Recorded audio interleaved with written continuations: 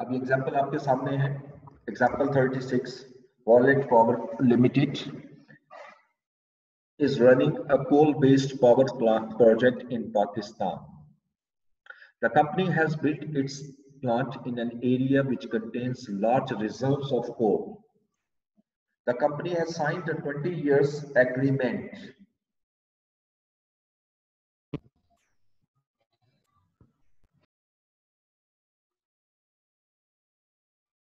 Okay. The company has signed a 20 years agreement for sale of power to the government. The period of agreement covers a significant portion of the useful life of the plant. The company is liable to restore the plant by dismantling and removing the plant and associated facilities on the expiry of the agreement. Yani 20 years के बाद अब हमारी cost incur होगी. What is the relevant data? The plant commenced its production on July 1, 2015. ये date बड़ी important है, जिस date को आपने प्रोडक्शन स्टार्ट की, when the asset was available for use. It is the policy of the company to measure the related assets using the cost model. Okay. अभी आप discuss भी कॉस्ट मॉडल कर रहे हैं. Initial cost of plant was rupees 6,570 million, including erection, installation and borrowing costs, but does not include any decommissioning costs. यानी ये जो 6570 की इनिशियल कॉस्ट आई है प्लांट की, इसमें decommissioning cost include नहीं है, यकीनन उसको include करना है. So residual value of plant is estimated at rupees 320 million. Initial estimate of amount required for dismantling of the plant at the time of installation of the plant was rupees 780 million. ये initial estimate था. Initial से मतलब क्या है, जिस दिन आपने production start की, यानी स्टार्ट हुई थी, अवेलेबल फॉर यूज था, उस दिन आपकी जो डिसमेंटलिंग कॉस्ट फ्यूचर की एस्टिमेट जो था वो 780 मिलियन था.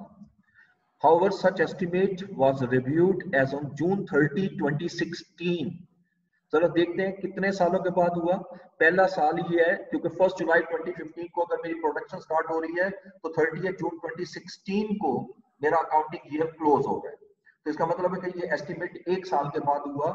And this was revised to 1021. तो ये जो फ्यूचर डिसमेंटलिंग कॉस्ट है वो 780 मिलियन से इंक्रीज होकर 1021 मिलियन हो. The company follows straight line methods of depreciation. And number 6, real risk-free interest rate prevailing in the market was 8% per annum when initial estimates of decommissioning costs were made. ठीक है, यानी जब initial estimate किया था उस वक्त rate 8% था. However, at the end of the year, such rate has dropped to 6% per annum. अच्छा, अब इस चूंकि ये आपके बुक में जो एग्जांपल दी है इसमें रिक्वायरमेंट नहीं दी होती, डायरेक्ट सॉल्व शुरू कर देता है, तो इसकी रिक्वायरमेंट में जरा थोड़ी सी एडिशनल लिखूंगा. सबसे पहले जैसे हमने सारा काम किया, इसमें वो जर्नल एंट्रीज भी रिक्वायर कर सकता है आपसे, तो जर्नल एंट्रीज भी हम साथ साथ लेकर चलेंगे बिल्कुल उसी स्टाइल में जैसे अभी हमने सॉल्व किया था. ओके, अब मैं शेयर करूंगा आपसे बोर्ड, दिस वन. सो बिल्कुल उसी तरीके से चलते हैं हम यहाँ पर. अब मैं जरा कुछ एडिशनल चीजें कर रहा हूं. सबसे पहले जर्नल एंट्रीज हम पास करते हैं इस साल की. यहां हम वर्किंग बना लेंगे और कुछ एक्सट्रैक्ट भी शो करेंगे हम. ठीक है, extract of statement of comprehensive income और extract from statement of financial position. Okay, question के मुताबिक फर्स्ट आपकी जो डेट आ रही है, दिस वन 1 जुलाई 2015 को आपने प्लांट बाय किया. ओके, 1 जुलाई 2015. मैं यहां लिखता हूं 1 जुलाई 2015. अब मैंने प्लांट बाय किया तो डेबिट करूंगा, एसेट बाय किया, पीपीई डेबिट. ठीक है. अच्छा, अब चूंकि इनिशियल है तो पहले इसकी कॉस्टिंग कर लेते हैं कि कितने पे रिकॉग्नाइज करना है. जी, तो ये working one cost of asset की, तो बताइएगा परचेज कॉस्ट इंक्लूडिंग इंस्टॉलेशन वगैरह सब कुछ वो हमें गिवन है, और ये कॉस्ट हमारे पास है 6,570 मिलियन, 6570 मिलियन। ये हमारी परचेज कॉस्ट आ गई। ओके, उसके बाद present value of future dismantling cost. अच्छा, ये याद रखिएगा कि क्वेश्चन के अंदर उसने क्लैरिटी में लिखा हुआ है कि ये जो परचेज कॉस्ट है इसके अंदर इंस्टॉलेशन कॉस्ट वगैरह सब कुछ इंक्लूड है, सिर्फ फ्यूचर डिसमेंटलिंग कॉस्ट इंक्लूड नहीं है। अब फ्यूचर डिसमेंटलिंग कॉस्ट कितनी थी मेरी? 780 मिलियन, और रेट ऑफ डिस्काउंट 8%, तो 780 इंटू 1.08 और useful life 20 years, raise to power -20। So इसको अगर कैलकुलेट करें 780 into 1.08 raise to power -20, which is equal to 167.35। ठीक है, इसको ऐड कर लें प्लस 6570, तो ये मेरा कॉस्ट ऑफ एसेट है 6,737.35। So property, plant and equipment should be recognized at this amount. तो ये अमाउंट मैं यहाँ लाऊंगा और यहाँ रेफरेंस दे रहा हूँ वर्किंग नंबर 1। ये प्रॉपर एग्जामिनेशन स्टाइल में क्वेश्चन कर रहा हूँ मैं। 6,737.35। अब इसके केस क्रेडिट क्या होगा? इसके केस क्रेडिट होगा कैश, अज्यूम करते हैं कि सारी पेमेंट की, और कैश क्रेडिट होगा 6,570 से, जो कॉस्ट ऑफ एसेट है, और फिर क्रेडिट होगा डीकमीशनिंग प्रोविजन, और डीकमीशनिंग प्रोविजन क्रेडिट होगी 167.35। ये इनिशियल रिकॉग्निशन होगी। ओके, अब 30 जून 2016 साल खत्म हुआ। जब साल खत्म होगा तो पहला स्टेप हमारा क्या है कि हमने डेप्रिसिएशन रिकॉर्ड करनी है। तो डेप्रिसिएशन एक्सपेंस डेबिट और एक्यूमुलेटेड डेप्रिसिएशन क्रेडिट। जी, तो डेप्रिसिएशन किस अमाउंट पर निकलेगी? ऑब्वियसली 6,737.35। लेकिन चूंकि इस क्वेश्चन के अंदर रेजिडुअल वैल्यू भी गिवन है, रेजिडुअल वैल्यू है वो 320 है, तो डेप्रिसिएशन निकालने के लिए 320 पे पहले माइनस करूंगा रेजिडुअल वैल्यू, और उसके बाद डिवाइड कर दूंगा यूजफुल लाइफ 20 इयर्स। तो डेप्रिसिएशन आ गई 6737 320.86 320.86 ओके 320.86 ये जी। ये डेप्रिसिएशन आ गई इस साल। डेप्रिसिएशन के फौरन बाद अब आपने अनबाउंडिंग करनी है। जब अनबाउंडिंग करोगे तो फाइनेंस कॉस्ट डेबिट हो जाएगी और decommissioning provision credit.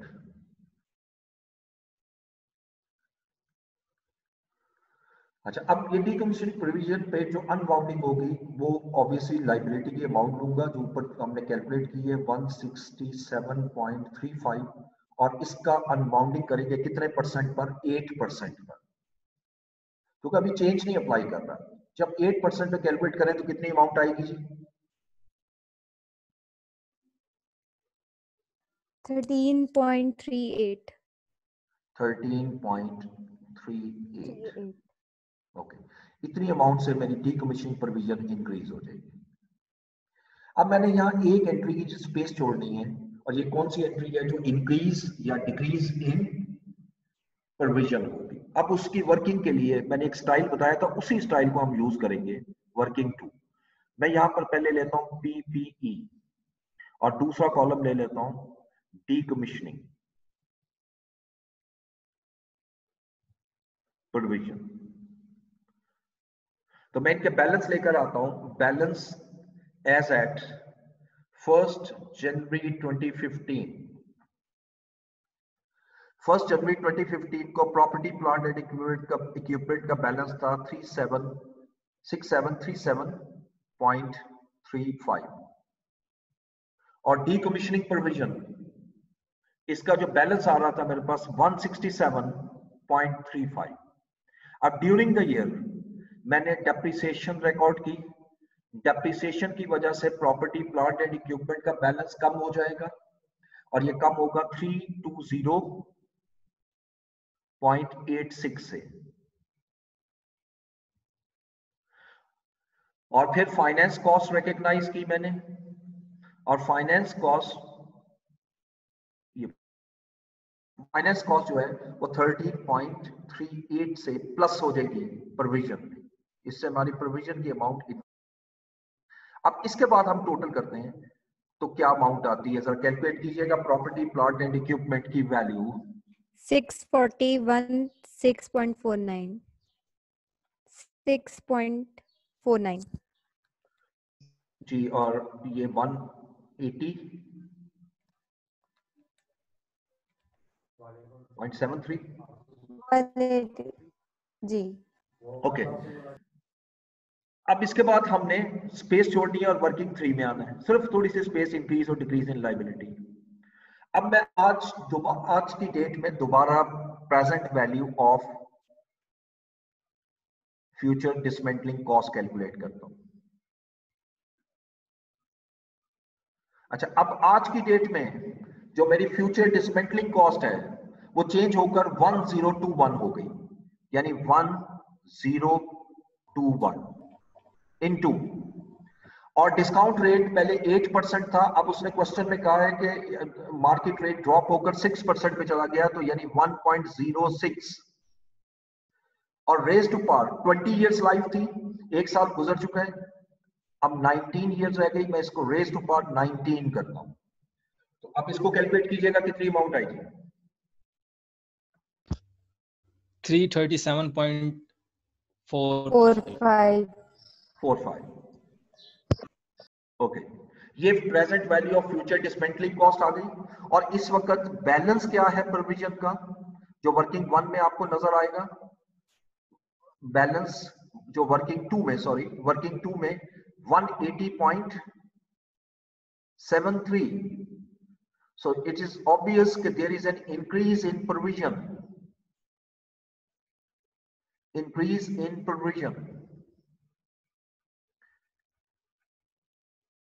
Ji. how much?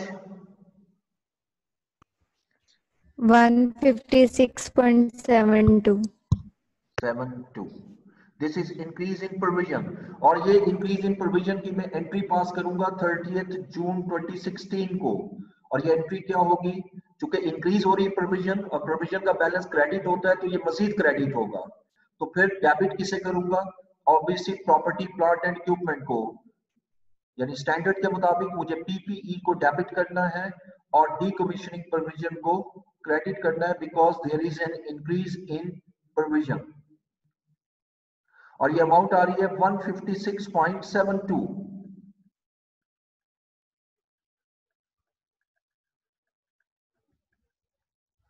अच्छा, अब ये जो अमाउंट आई है इसको अब मैं वर्किंग 2 में लेके आता हूं, और वर्किंग 2 में इंक्रीज इन प्रोविजन मैं ऐड कर दूंगा प्रॉपर्टी प्लांट एंड इक्विपमेंट में भी, और मैं ऐड कर दूंगा इसको डीकमीशनिंग प्रोविजन में भी। और ये जो वैल्यूज आई हैं ये मेरी स्टेटमेंट ऑफ फाइनेंशियल पोजीशन में जाएगी। ये अमाउंट क्या आएगी जी, 666 ये नहीं 65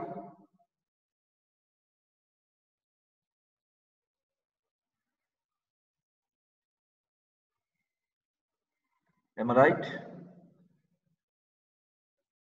Yes sir, right. Okay. और डीकमीशनिंग की तो वही आएगी जो हम कैलकुलेट कर चुके हैं, इसका सम वही आएगा 337.45। अच्छा, अब इसके अलावा अगर एग्जामिनर आपसे रिक्वायर करे क्वेश्चन में कि एक्सट्रैक्ट शो करो, तो extract from statement of comprehensive income. अब कंप्रीहेंसिव इनकम में क्या क्या आइटम आ रही है, ये एंट्री से ही आपको आइडिया हो जाएगा। only two things. First is the depreciation expense, which is 320.86, and then finance cost,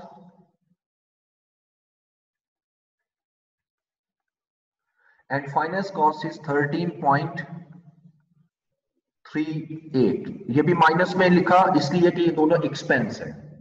इसे नीचे एक्सट्रैक्ट शो करूंगा स्टेटमेंट ऑफ फाइनेंशियल पोजीशन का।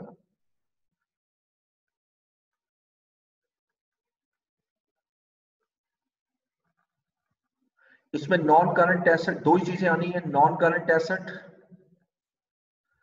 प्रॉपर्टी प्लांट एंड इक्विपमेंट जो ऑलरेडी आप कैलकुलेट कर चुके हैं वर्किंग नंबर 2 में, और वर्किंग 2 में जो अमाउंट आ रही है वो 6,573.21।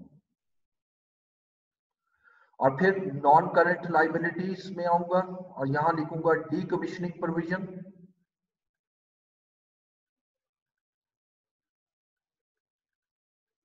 और डीकमीशनिंग प्रोविजन की अमाउंट मेरी आ रही है 337.45। ठीक है जी। अब इसका एक नोट होता है डिस्क्लोजर नोट, वो भी मैं आपको यहां बना देता हूं, नोट नंबर 7।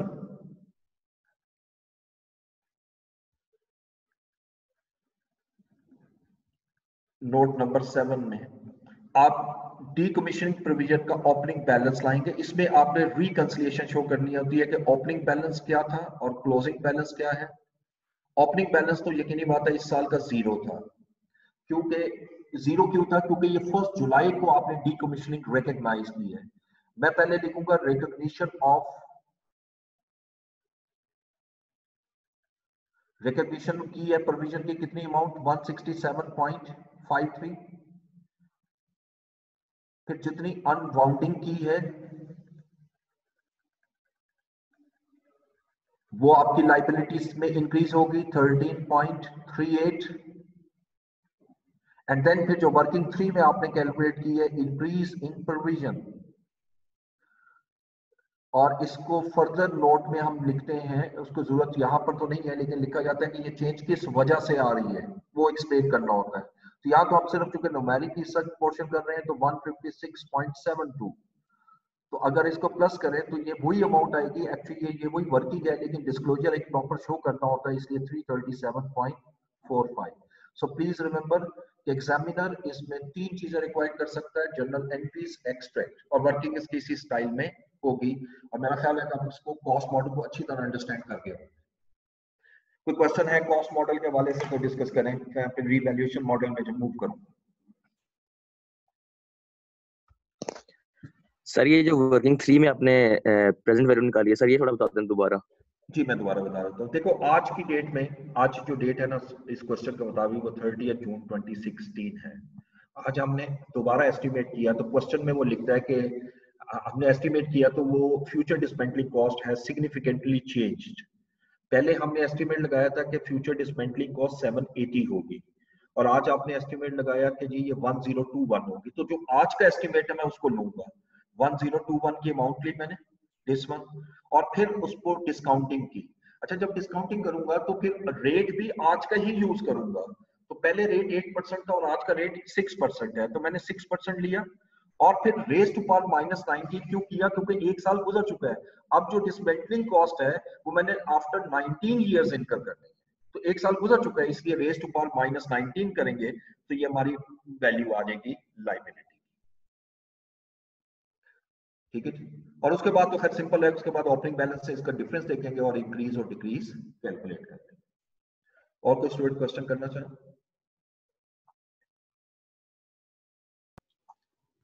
सर अगर ये चेंज डिस्काउंट रेट के अंदर या फिर वैल्यू के अंदर ईयर एंड के अलावा किसी भी दरमियान में ईयर के आ जाए तो फिर क्या ट्रीटमेंट होगा? That's good.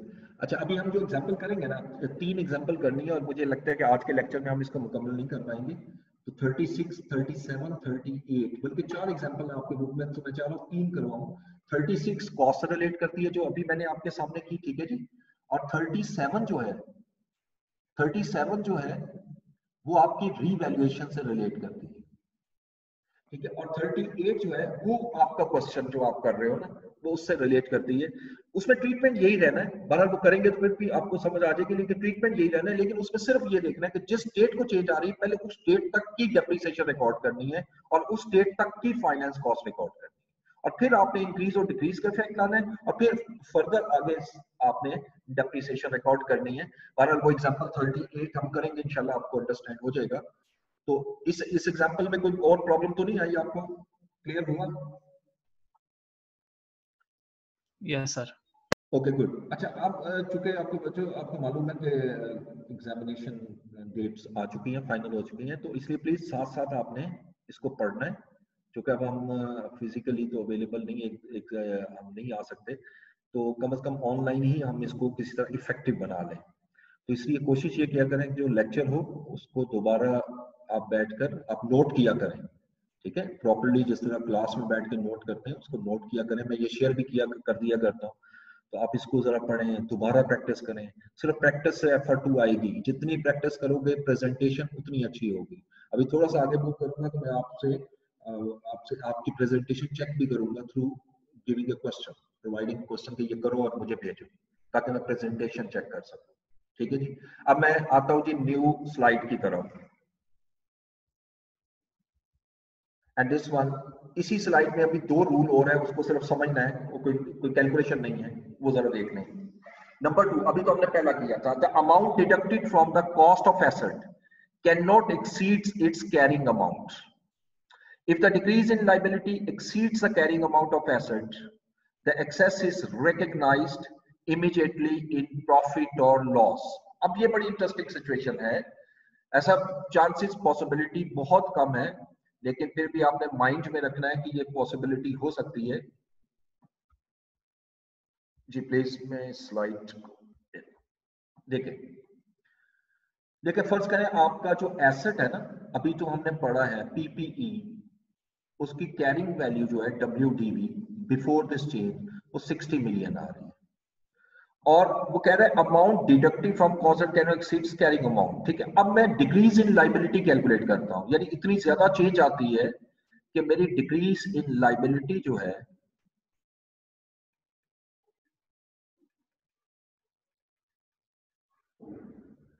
ठीक है वो 62 मिलियन हो जाती है। ठीक है, यानी ये बहुत ज्यादा डिफरेंस आ जाता है। अब जरा वर्डिंग को गौर से देखें, amount deducted from cost of asset. अब ये जो 62 मिलियन है डिक्रीज इन लायबिलिटी है, ये कितनी बात है, ये प्रॉपर्टी प्लांट एंड इक्विपमेंट की कॉस्ट से माइनस करूंगा। ठीक है, जैसे कम होगी तो माइनस करूंगा, बढ़ेगी तो प्लस करूंगा, हम ये पढ़ चुके हैं। लेकिन वो लिखते हैं कैन नॉट एक्सीड इस कैरिंग अमाउंट, यानी इसका मतलब है कि लायबिलिटी 62 डिक्रीज हो रही है, मैं यहाँ से 62 माइनस नहीं कर सकता, मैं यहाँ से सिर्फ माइनस कितना करूंगा, 60 मिलियन। ठीक है, तो बाकी 2 मिलियन कहाँ जाएगा, आगे पढ़िएगा। If the decrease in liability exceed the carrying amount of asset, ये देखिए decrease in liability 62 exceeds the carrying amount of asset 60, the excess is recognized immediately in profit or loss। तो जितनी excess amount है वो आप profit and loss में ले जाओगे। तो लिहाजा इसकी अगर मैं आपसे कहूं कि एंट्री बनाओ, तो एंट्री क्या बनेगी, क्योंकि डिक्रीज इन लायबिलिटी है तो प्रोविजन डेबिट हो जाएगी, और प्रोविजन तो मैंने डेबिट करनी है 62 से, लेकिन उसके अगेंस्ट क्रेडिट क्या करूंगा, प्रॉपर्टी प्लांट एंड इक्विपमेंट।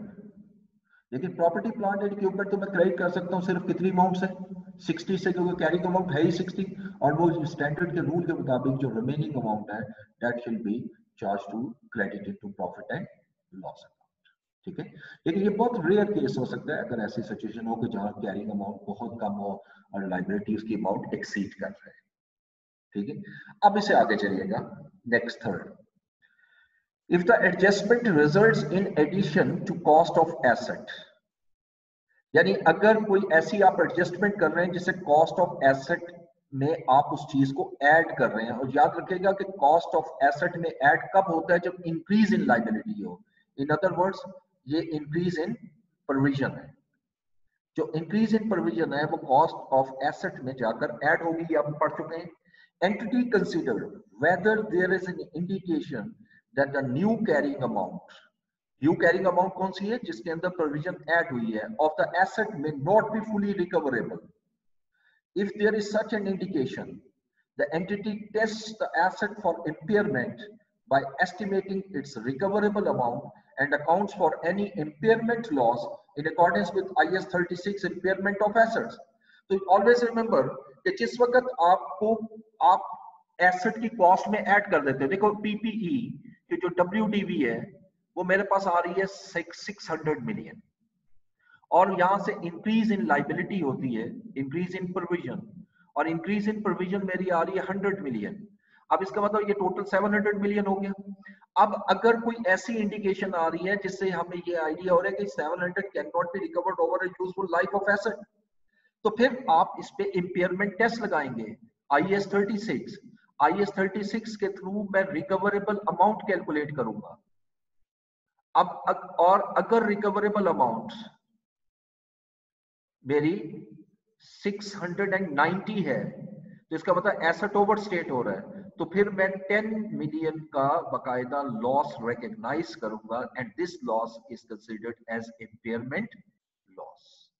यानी ये एक किसी का दूसरा स्टैंडर्ड यहां पर अप्लाई हो रहा है, इम्पेयरमेंट लॉस. ये तो जनरल रूल है कि आपने उसको अप्लाई लाजमन करना है जब भी एसेट अब तक एसेट ओवर स्टेट ना.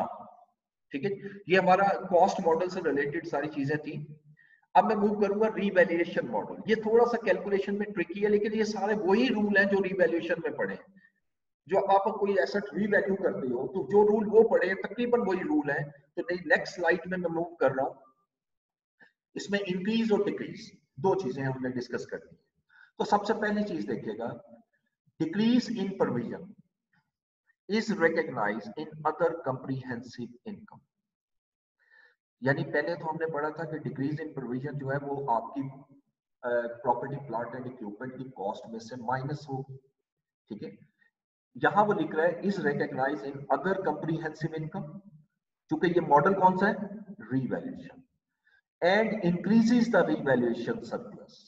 ठीक है, अगर मैं इतने से हिस्से, अभी जरा यहां रुकते हैं, और इतने से हिस्से से मैं आपसे कहूं कि एंट्री पास करो, तो बड़ी सिंपल है. Decrease in provision, provision debit हुई, और इंक्रीजेस द रीवैल्यूएशन सरप्लस, तो रीवैल्यूएशन सरप्लस क्रेडिट. लेकिन आगे लिखता है except that it is recognised in profit and loss to the extent it reverses revaluation deficit on the asset that were previously recognized in profit or loss. ठीक है, लेकिन वो ये कह रहे हैं कि अगर रीवैल्यूएशन के मुताबिक, रीवैल्यूएशन रूल आप पढ़ चुके हैं, अच्छी तरह पढ़ चुके हैं IAS 16 में, जब रीवैल्यूएशन मॉडल आप अप्लाई करते हो और आपका डिक्रीज आता है, और डिक्रीज पहली दफा हो रहा है, और डिक्रीज आप चार्ज कर चुके हो किसमें? Profit and loss. अब वो अगले साल जब नेक्स्ट ईयर जब मैं यहाँ इस रूल पे आता हूँ, मेरी लाइबिलिटी डिक्रीज होती है, प्रोविजन डिक्रीज होती है, तो ऑब्वियसली उसको डिक्रीज करने के बाद मुझे क्रेडिट साइड पर प्रॉफिट एंड लॉस को लिखना पड़ेगा, चूंकि मेरे पास रीवैल्यूएशन सरप्लस का बैलेंस एग्जिस्ट नहीं कर रहा. ठीक है, तो लिहाजा which was previously recognised in profit and loss, ये चीज मैंने अभी आपको करके दिखाई है. अगर वो पहले से प्रॉफिट एंड लॉस में चार्ज हो चुका है और अब अगले साल इंक्रीज इन प्रोविजन होती है, तो डिक्रीज इन प्रोविजन, तो डिक्रीज इन प्रोविजन में मैंने डेबिट तो करना है, अंडरस्टूड है, डेबिट करना है प्रोविजन को, लेकिन क्रेडिट मैंने करना है रीवैल्यूएशन सरप्लस को. ये देखिए अभी मैंने किया. लेकिन अगर रीवैल्यूएशन सरप्लस मेरे पास नहीं है, अभी ये रीवैल्यूएशन मॉडल तो अप्लाई किया हुआ है लेकिन रीवैल्यूएशन सरप्लस नहीं है, तो फिर मैं क्रेडिट किसे करूंगा? Profit and loss. लेकिन उतनी अमाउंट करूंगा जितना हम रूल पढ़ चुके हैं कि उससे ज्यादा अमाउंट ना हो, हिस्टोरिकल कैरिंग अमाउंट से. बिल्कुल वही रूल आप अपने इसको अप्लाई करोगे. ठीक है, ये अभी क्वेश्चंस में देखते हैं इन क्वेश्चंस में कितनी फीस दी हुई है. इसी तरह इंक्रीज देख लें, इंक्रीज इन प्रोविजन. अगर मेरी प्रोविजन इंक्रीज हो रही है, उसको हम प्रॉफिट एंड लॉस में लेके जाएंगे. मतलब प्रोविजन जब इंक्रीज होती है तो प्रोविजन क्रेडिट हुई, ये सेलिंग कर रहा हूं, तो डेबिट क्या होगा? रूल के मुताबिक वो क्या कह रहा है? डेबिट किसे करना चाहिए? प्रॉफिट एंड लॉस को. ठीक है, लेकिन आगे लिखते हैं except that it is recognised as other comprehensive income and reduces the revaluation surplus within equity to the extent of any credit balance existing in the revaluation surplus in respect of that asset. यानी इससे पहले मेरे पास पिछले साल last year में मेरे पास revaluation surplus का बैलेंस आ रहा था। ये बैलेंस मेरे पास आ रहा है 16 मिलियन का, और इस साल मेरी प्रोविजन इंक्रीज हो रही है 10 मिलियन से, तो मैं 10 मिलियन से इसको क्रेडिट करूंगा। अब मैं डेबिट प्रॉफिट एंड लॉस को नहीं करूंगा, मैं प्रॉफिट एंड लॉस को करूंगा, मैं डेबिट करूंगा रीवैल्यूएशन सरप्लस को। क्यों? क्योंकि रीवैल्यूएशन सरप्लस का बैलेंस एग्जिस्ट कर रहा है। अगर रीवैल्यूएशन सरप्लस का बैलेंस नहीं होगा फिर मैं डेबिट करूंगा प्रॉफिट एंड लॉस से, या रीवैल्यूएशन सरप्लस का बैलेंस मौजूद तो है लेकिन वो सफिशिएंट नहीं है कि मैं उससे इसको रिकवर कर लूं। मसलन सरप्लस का बैलेंस मैं यहां लिखता हूं, सरप्लस का बैलेंस जो है रीवैल्यूएशन सरप्लस का जो बैलेंस है वो मेरे पास 10 मिलियन है, और मेरी इंक्रीज इन लाइबिलिटी या इंक्रीज इन प्रोविजन जो कैलकुलेट होती है वो 12 मिलियन है। तो रूल के मुताबिक अगर मैं चलूं इस 12 मिलियन को इंक्रीज जब करूंगा तो डेबिट किसे करना है? चूंकि प्रोविजन इंक्रीज हो रही है, ये तो क्लियर है, ये क्रेडिट हुई by how much amount? 12 million. अब डेबिट किसे करूं? अगर तो सरप्लस का बैलेंस एग्जिस्ट कर रहा है अगेंस्ट सेम एसेट, यानी वो एसेट जिसमें डिसमेंटलिंग कॉस्ट जो आपने पहले ऐड की थी और उस पर रीवैल्यूएशन मॉडल अप्लाई कर दिया हुआ है आपने, तो उसका बैलेंस एग्जिस्ट कर रहा है, तो मैं फिर पहले तो रीवैल्यूएशन सरप्लस को डेबिट करूंगा। बिल्कुल वही रूल जो आप रीवैल्यूएशन में पढ़ चुके हैं। कितने मिलियन से? 10 मिलियन से। लेकिन जो एक्स्ट्रा अमाउंट आ रही है 2 मिलियन की, that shall be charge to profit and loss account. ठीक है। और अगर सरप्लस का बैलेंस ना होता, यानी रीवैल्यूएशन सरप्लस मेरे पास 0 है, नील, तो फिर तो बड़ी क्लियर एंट्री है। फिर एंट्री क्या करते? प्रॉफिट एंड लॉस हम डेबिट कर देते और प्रोविजन को क्रेडिट कर देते। ये 12 को 12 मिलियन फिर मेरा प्रॉफिट एंड लॉस को चार्ज करना था। और तीसरी सिचुएशन में बता चुका हूं, अगर सरप्लस का बैलेंस ज्यादा हो तो फिर सारा का सारा सरप्लस के अगेंस्ट एडजस्ट होगा। तो ये दोनों जो है ना, ये सिचुएशन वाइज चेंज होगी।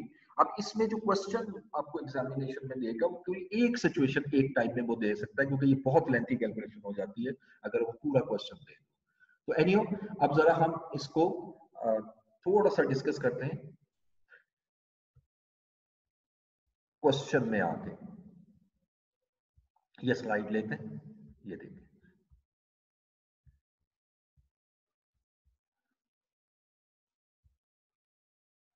ओके, देखिए जी, 1 जनवरी 2017 को आपने एक एसेट था आपका पीपीई,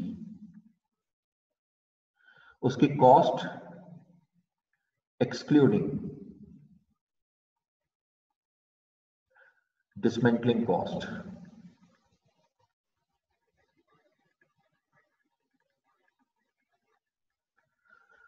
वो हमारी 200 मिलियन। ओके, और इसी डेट को फ्यूचर डिसमेंटलिंग कॉस्ट आपने एस्टिमेट की है।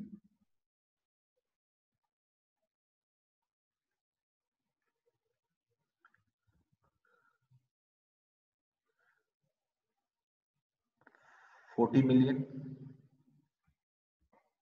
यूजफुल लाइफ ऑफ एसेट आपने डिटरमिन की,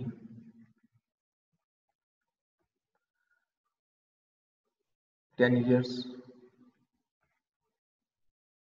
और डिस्काउंट रेट आपने एस्टिमेट लगाया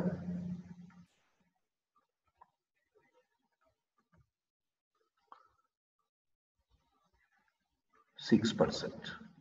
ओके, तो सबसे पहले हम क्या कैलकुलेट करेंगे कि 1 जनवरी 2017 को कॉस्ट ऑफ पीपीई।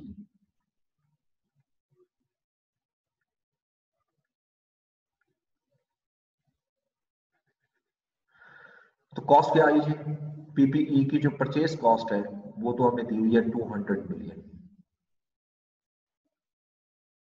अब मुझे इसमें ऐड करना है present value of dismantling cost जी। अब फ्यूचर डिसमेंटलिंग कॉस्ट कितनी है? 40 million into 1.06 raise to power minus 10। So calculate कीजिएगा।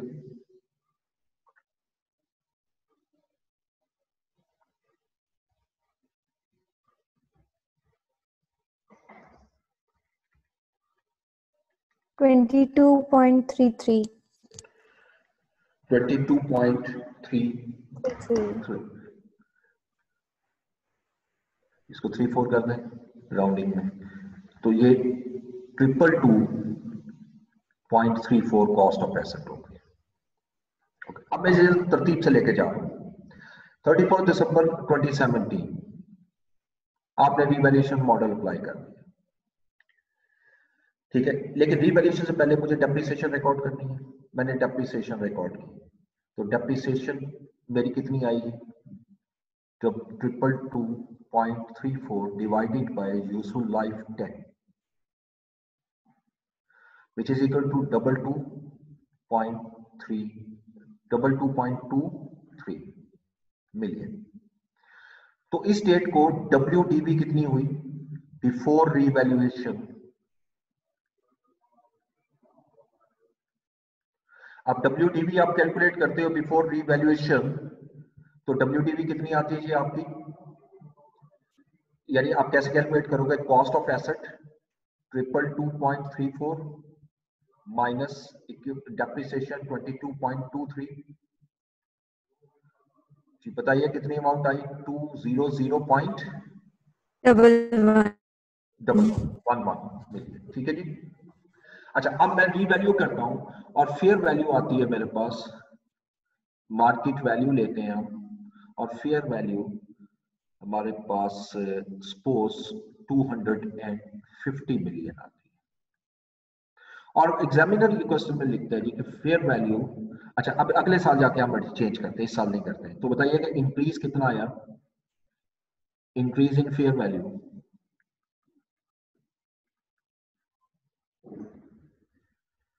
49.89। ये अमाउंट जो 49.89 आई है, ये यकीनन ये कहां जाएगी? ये क्रेडिट हो जाएगी रीवैल्यूएशन सरप्लस को। सो इस साल के एंड पे मेरे पास रीवैल्यूएशन सरप्लस का बैलेंस भी आ रहा है, और वो कितना आ रहा है? 49.89। तो ये मैं जरा कुछ सर्कल कर रहा हूं जो वैल्यूज मैंने अगले साल लेकर जानी है। अगले साल एक तो वैल्यू मैंने ये लेकर जानी है, सॉरी ये 250 जो एसेट की वैल्यू है, क्योंकि अब रीवैल्यू हो गया ना। ये मेरा नॉन करंट एसेट है PPE, और ये मेरा रीवैल्यूएशन सरप्लस का ओपनिंग बैलेंस जाएगा। और तीसरी चीज मैंने अनबाउंडिंग करनी है। अब उसकी तरफ आता हूं, प्रोविजन की तरफ। तो अनबाउंडिंग करेंगे तो प्रोविजन का जो बैलेंस है मेरे पास कितना था? 22.34 1 जनवरी को। आपने इस साल की अनबाउंडिंग की तो फाइनेंस कॉस्ट आपकी रिकॉग्नाइज कितनी होगी? 22.34 इंटू जी कितने परसेंट हमने लिया? 6%। इसका 6% लीजिएगा,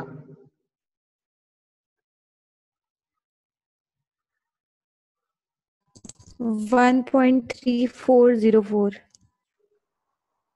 3404। ओके, 1.34 हो गया। अब इसको प्लस किया तो 23.68।